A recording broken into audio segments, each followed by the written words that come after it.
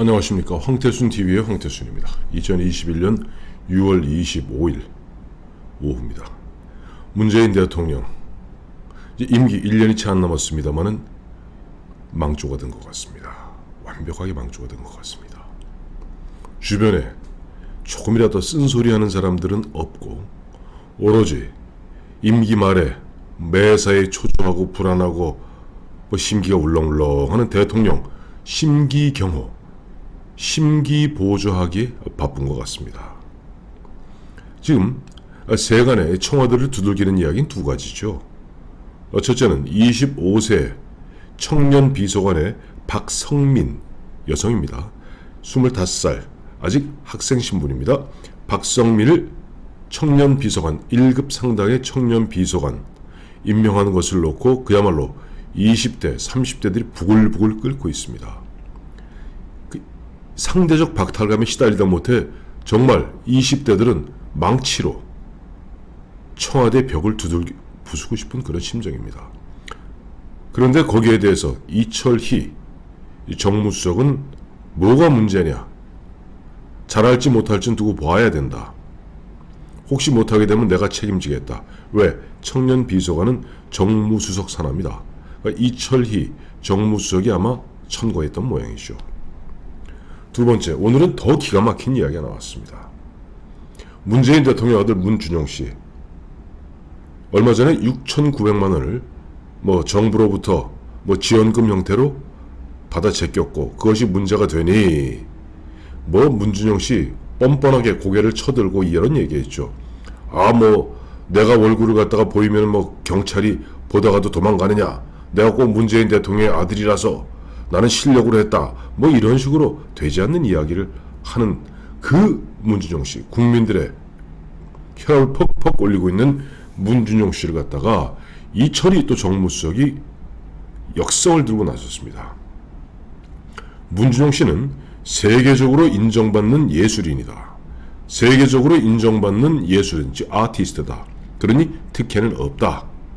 제가 이야기 들으면서 이철희 씨 같은 경우는 제가 2012년 종편할 때 그때 정말 저와는 톰과 제리 같이 서로 티격태격 많은 정도 쌓였고 나이는 저보다 한 서너 살 아래라 친동생 같이 아끼던 후배입니다.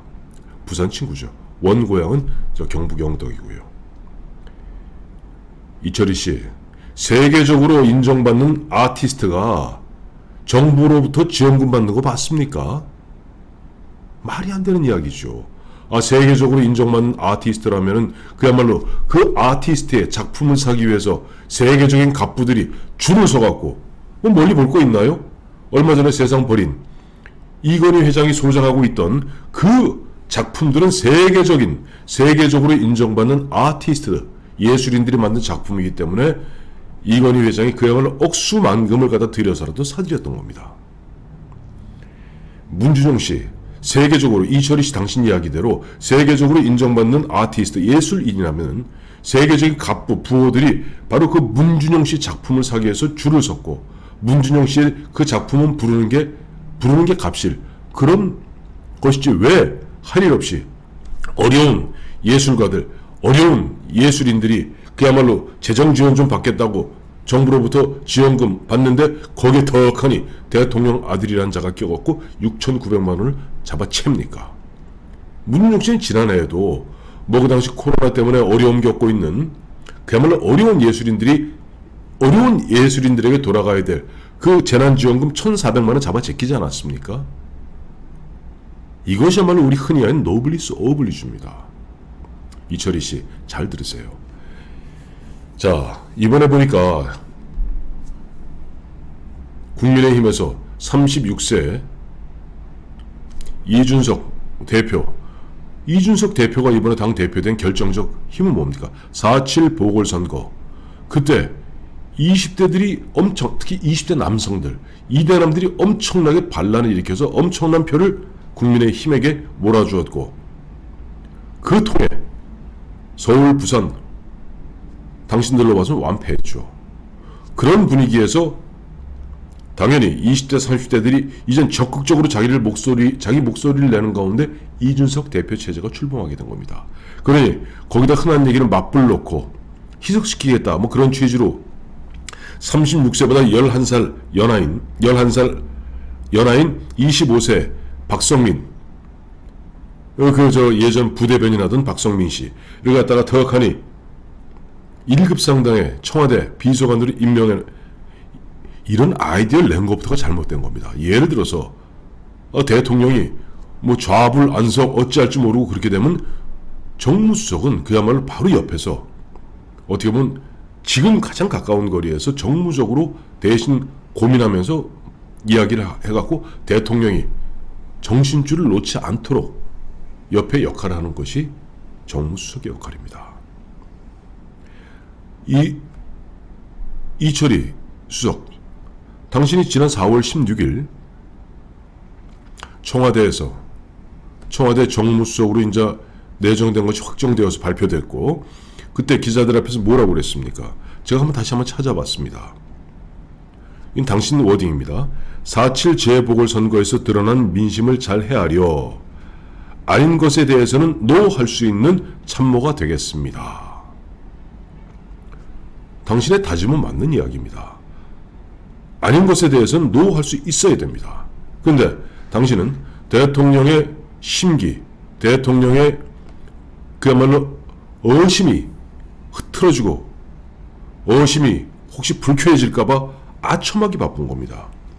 대통령이 예를 들어서 박성민, 그 젊은 그 비서관 한번 택해봐라 그러면 이건 아닙니다. 당장 지금 오히려 박성민 비서관을 앉힘으로써 대통령이 더 직격탄을 맞고 있지 않습니까? 또 문준용 씨, 이것이 예를 들어서 뭐 이철희 정무수석이라 할지라도 또 대통령이라 할지라도 자기 아들이 그와 같이 6,900만 원을 갖다가 지원받겠다 턱하니 지원서 냈는지는 모를 수 있습니다. 그러나 이것이 사회적 문제가 돼서 국민들의 공분을 사는 사항이 들어간다면 당연히 정무수석은 이렇게 말씀드려야죠. 대통령한테. 대통령님, 이건 아닌 것 같습니다. 제가 대통령께서 직접 말씀하시기 뭐 할 테니까 제가 문준용 씨를 만나서 이거 빨리 6,900만 원 반납하고 또 그와 같이 국민들의 마음을 그야말로 지금 어려움을 겪고 있는 많은 아티스트들의 그런 사정을 갖다 잘 헤아리지 못할 것에 대해서 죄송합니다 라고 사과하도록 그렇게 유도하겠습니다. 그것이 정상적인 과정입니다. 근데 당신은 오히려 박성민에 대해서는 내가 책임지겠다, 뭐가 문제냐, 저 국민의힘의 36세 대표도 나왔다, 기야말로 문재인 대통령 심기경호, 심중경호, 심기보좌한답시고 흔한 이야기로 대통령을 더 혼돈과 혼란과 멍청함 속으로 밀어넣는 겁니다. 아들 문제가 이렇게 되었을 때 아마 문재인 대통령 물론이거니와 그 부인 김정숙 씨도 펄펄 뛰었겠죠. 우리 아들이 세계적인 아티스트인데 아마 얘기했을 겁니다. 그러지 않고서 내가 아는 이철이라는 사람이 그렇게 얼빠진 사람은 아니거든요. 문준용은 세계적인 아티스트, 세계적으로 인정받는 예술인이다. 이게 딱 뭐냐니까 문재인과 김정숙식 어법입니다. 소득주도 성장 정책이 국민들로 세계 경제 전문가들로부터 비난 비판받자 뭐라고 그랬습니까? 문재인 대통령. 소득주도 성장 정책은 세계적으로 족보가 있는 정책입니다. 그건 정확히 이야기하면 노동자 중심의 ILO에서도 아주 소수 학자들이 한두 마디 짓거리는 그런 내용 갖고 그 지난 4년 동안 나라 경제를 망쳐왔죠. 문주정 문제 이 대목에서 우리 대통령 가까이 영식이신 문주정 씨는 세계적으로 인정받는 예술인으로서 어떠한 특혜도 없습니다 라고 실드 치고 옹호할 일이 아닙니다. 마침 4월 16일 날 이철희 씨와 함께 대변인으로 임명된 박경미 비서관 같은 경우는 아시죠? 월광 소나타, 문재인 대통령에 대해서 월광 소나타, 요즘이 아니라 1, 2년 전에 월광 소나타 자기가 피아노 치는 걸 다 자기 박경미 유튜브에 올려서 베토벤의 월광 소나타는 은은하고 어쩌고 저쩌고 하면서 우리 문재인 대통령 각하께서도 이와 같이 후반기도 잘하실 거예요. 세상에 낯간지럽고 닭살이 톡톡 돋는 그거 다 아첨과 아부를 했던, 그러다 보니까 청와대 국회의원 떨어지니까 청와대 비서관으로, 청와대 비서관에서 청와대 대변인으로, 그야말로 청와대 얼굴로 만들어 놓지 않았습니까? 아마 제가 봤을 때 이철희 씨도 처음에 당초 4월 16일 청와대 정무수석으로 임명되었을 때는 그래 나도 들어가서 대통령 제대로 한번 보좌해 봐야 되겠다. 민심을 잘 헤아려서 아닌 거는 아니라고 내가 직언을 드려야지. 웬걸 2달 만에 홀라당 바뀌었네요. 그 분위기가 이미 그런 게 아닙니다. 문재인 대통령, 김정숙 이 두 사람은 자기들 구중궁궐에 갇혀서 어떤 듣기 싫은 이야기도 듣고 싶지 않고 괜히 잘난 척하고 한마디 잘못 짓거렸다가는 그날로 파이어 그만두게 되니까 자리 보존에 급급했는지 이철희 씨는 명색이 그래도 대한민국 최고의 정치평론가 출신의 이철희 씨가 박성민 25세 그 비서관 그걸 옹호하고 문준영 씨를 옹호하는 그야말로 망조가 들어도 단단히 든 그런 일을 하고 있죠. 거기다 오늘 또 이철희 씨는 한 걸음 더 나갔더군요. 이번에 최재형 감사원장 그 부분에 대해서 최재형 감사원장 그 부분에 대해서 자기가 왈부할 일은 아닙니다만은 최재형 원장이 사회의 큰 어른으로 남기 바란다. 이게 굉장한 위험한 발언입니다. 이철희 씨. 왜냐니까 그러면 현재 청와대와 이른바 문파와 집권 민주당에서 최재형 감사원장은 그냥 놔두었습니까? 최재형 감사원장이 그 어마어마한 방해 공작을 무릅쓰고 1년 넘는 그 감사를 거쳐서 드디어 월성 원전 1호기 경제성 조작에 대해서 문제가 있다는 감사 결과를 내놓았고 특히 중요한 것은 바로 월성 원전 1호기 조기 폐쇄를 위한 경제성 조작의 그 시발은 문재인 대통령이 최희봉 담당 비서관에게 그 원전 연구 정지 어떻게 됩니까? 라고 물음으로써 그 당시 백운규 산자부 장관을 비롯해서 실무국장들 한수원들이 대거 동원되어서 사실상 경제성 조작을 하고 조기 폐쇄에 이르렀다. 이것이 감사원 결과. 최재형 감사원장이 그 기록을 남겼고 여기에 발끈한 청와대와 집권 민주당에서는 최재형 원장을 갖다가 마구 흔들었습니다. 검찰총장이 2년 임기이듯이 감사원장은 4년 임기에 연임도 가능합니다. 그렇다면 사회적 큰 어른으로 남기를 바란다면은 지금 당장 문재인 대통령에게 이렇게 건의하십시오. 최재형 원장 정말 정파를 떠나서 이런 사람이 감사원장을 계속해야 됩니다. 대통령님 더도 말고 덜도 말고 최재형 감사원장을 연임시키십시오. 그러면 사회적 큰 어른으로 남게 되는 거죠.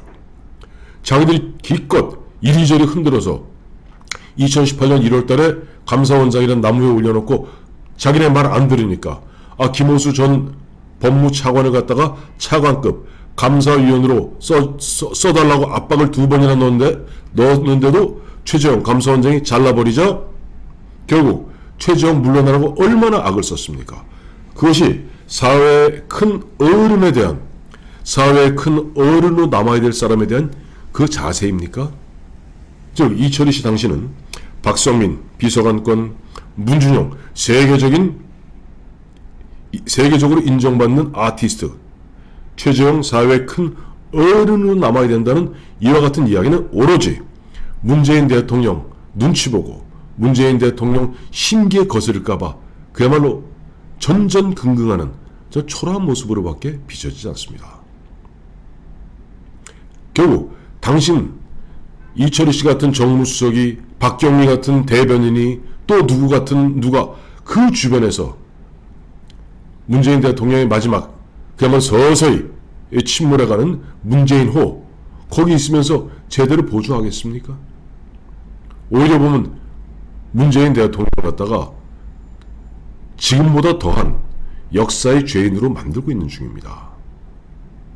문재인 대통령도 혹시라도 이 유튜브를 볼 일은 없겠습니다만은 혹시 보신다면은 정말 똑똑하던 이철이가 이제는 아첨꾼 이철이로, 그 똑똑하던 박경미가 아부꾼 박경미로, 그리고 주변에서 문재인 당신과 김정숙, 이 두 사람의 혹시 눈밖에 날까 심기 거스를까 전전긍긍하는, 그래서 아부와 아첨 할 말 못하고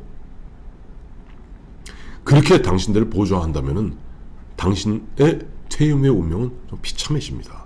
지금이라도 잘라버리십시오. 정말 차라리 그냥 무덤덤한 뭐 그런 사람을 차라리 수석으로 쓰십시오.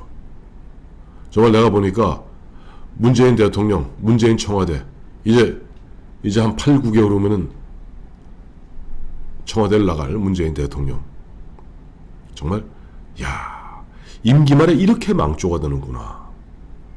과거에 뭐 이승만 대통령 방구 뻥 끼니까 각하 시원하시겠습니다 라고 했다더니 딱 그 짝이 남의 얘기가 아니구나.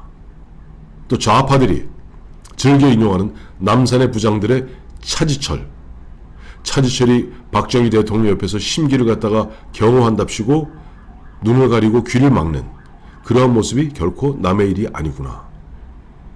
보수 진보 가릴 거 없이, 좌우 가릴 거 없이 권력의 속성이구나. 청와대가 역시 요물이구나 하는 생각을 하게 됩니다.